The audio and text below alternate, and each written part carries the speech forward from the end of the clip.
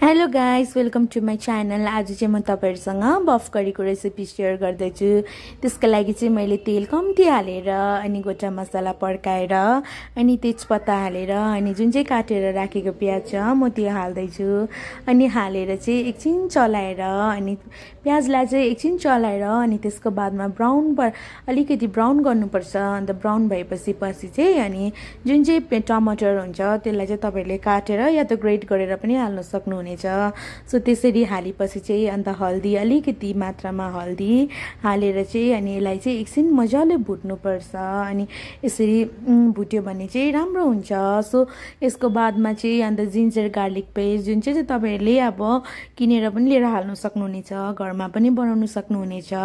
त्यसरी हालेर बनाउनुहोस्। अनि नुन चाहिँ अब अलिकति जति तपाईहरुले अब नुन चाहिँ आफ्नो आफ्नो स्वाद अनुसार हाल्नुहुने सक्नुहुनेछ। अनि त्यसको बादमा चाहिँ जीरा पाउडर 1 चम्ची अनि धनिया जुन चाहिँ अब प्याकेटमा पनि हुन्छ, तपाईले घरमा पनि बनाएर राख्न सक्नुहुनेछ, त्यो चाहिँ हालेर चाहिँ एकछिन चलाएर अनि त्यसको बादमा चाहिँ अलिकति पानी हालेर चाहिँ त्यो मसलालाई चाहिँ एकदमै मजाले चलाएर अनि मजाले मिक्स गरेर अनि त्यसलाई चाहिँ एकछिन पकाउनु पर्छ। अनि त्यसलाई चाहिँ मसलालाई चाहिँ एकछिन मजाले पकेपछि चाहिँ अनि मसलालाई चाहिँ अलिकति पानी हालेर त्यहाँदेखि जुन चाहिँ त्यो टालेकोहरू हुन्छ नि अनि त्यसलाई पनि मजाले चलाएर चाहिँ मजाले उयो गर्नुपर्छ, चलाउनुपर्छ। अनि त्यसको बादमा चाहिँ तपाईहरुले गरम मसला अलिकति त्यहाँदेखि मिट मसला अलिकति हालेर चाहिँ तपाईहरुले मजाले मिक्स गर्नु सक्नुहुनेछ।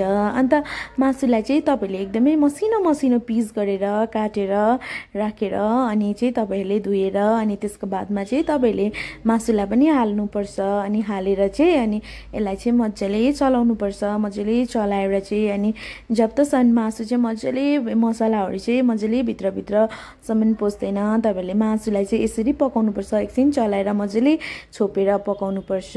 अनि मासुले चाहिँ मजाले पानीहरू आफै निक्लिन्छ अनि ननिक्लिन्जेलसम्म चलाउनु पर्छ। सो त्यसको बादमा चाहिँ तपाईहरुले कलर एड गर्न सक्नुहुनेछ, रेड कलर। अनि पिरो खानेले चाहिँ अलिकति तिखा लालहरू जस्तै कुटेर राखेको उयो के भन्छ खुर्सानीहरू पनि हाल्न सक्नुहुनेछ। यसरी मजाले पकाएपछि चाहिँ अनि तपाईहरुले चाहिँ यसलाई मजाले बन्द गरेर मजाले पकाउनु पर्छ। अनि मासुमा चाहिँ मजाले पाक्छ, पानी पनि मासुबाट निक्लिन्छ। अनि मासुबाट पानी निक्लिनु थालेपछि अलिअलि डरला जस्तो भएपछि तपाईले यसमा चाहिँ अलिकति पानी हालेर अनि मासुलाई फेरि पकाउनु पर्छ। मजाले मासुलाई चाहिँ यसरी पकाउनु पर्छ। यसरी पानी अलिकति हाल्दै चलाउँदै पकाउँदै गर्नुपर्छ। सो यसरी नै पकाएर खायो भने चाहिँ एकदमै बफ करी चाहिँ टेस्टी हुन्छ, मिठो हुन्छ। तपाईहरुले पनि यसरी पकाएर खाएर ट्राई गर्नुहोस्। यसरी नै अन्त मैले जस्तै बनाएर एकताल खाएर ट्राई गर्नुहोस्। तपाईहरुले चाहिँ यसलाई चाहिँ खानासँग पनि खानुहुने सक्नुहुनेछ। जो स्न्याक्सहरू पनि तपाईहरुले यसरी नै बनाएर खान सक्नुहुनेछ। सो हेर्नुहोस्, अब चाहिँ मासु मजाले पाकेपछि त्यसको बादमा चाहिँ ग्रीन कलरको चाहिँ जुन चाहिँ धनिया पत्ता हुन्छ त्यो मसिनो चप्ड गरेर चाहिँ छरिदिनुहोस्। अनि छरेपछि चाहिँ त्यसलाई एकछिन चलाउनुहोस्। अनि चलाएपछि चाहिँ अन्त हेर्नुहोस् कस्तो दामी चाहिँ हुन्छ, एकदमै टेस्टी हुन्छ। तपाईहरुले पनि यसरी बनाएर खाएर ट्राई गर्नुहोस् होला। So guys, see you in next video. मेरो भिडियोलाई हेरेर लाइक कमेन्ट सेयर गर्न चाहिँ नबिर्सिनुहोस् होला। तपाईहरुको अगाडि म यस्तै दामी भिडियो लिएर आउने छु। Thank you.